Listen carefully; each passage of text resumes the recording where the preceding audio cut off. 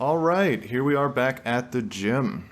Today, I wanted to talk a little bit about something I've been seeing online and something I was thinking about recently. When I was doing these sets, I got to thinking about how much information is available about fitness, about exercise online. And I was thinking, most people have to know at least the fundamentals of how to work out properly, of how to exercise. There can't be such a low level of understanding out there as many people think.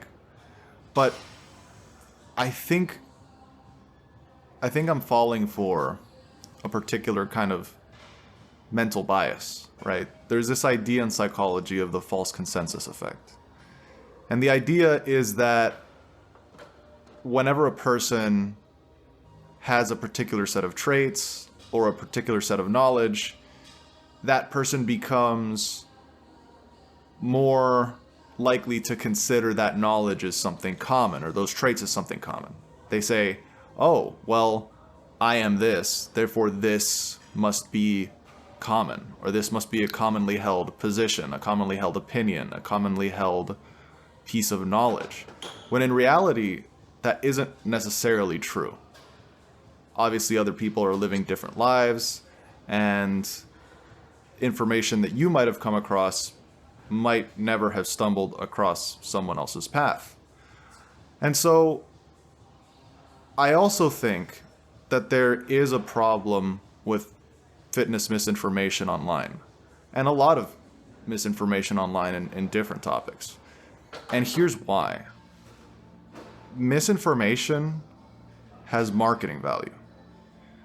For instance, I remember that a lot of fitness influencers have been on the receiving end of a lot of heat for advertising spot fat reduction.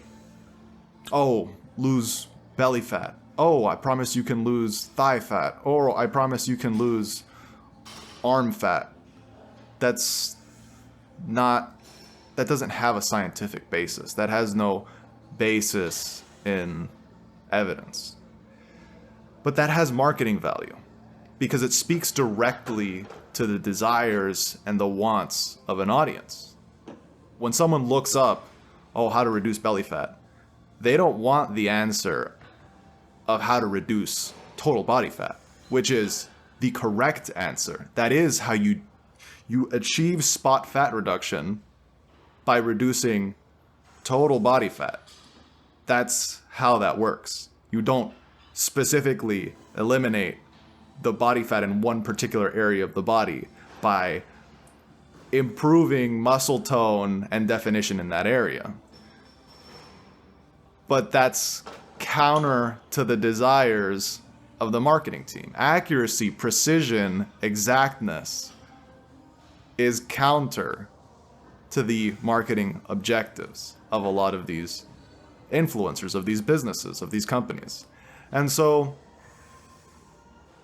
they sacrifice one for the other. And it's pretty clear, at least in the cases of the people that are saying these things, which one they're prioritizing.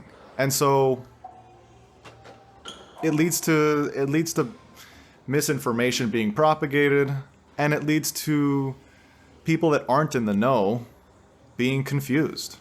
And so I think it's important to be accurate as those in the industry who do know these things, to be accurate and say the right information.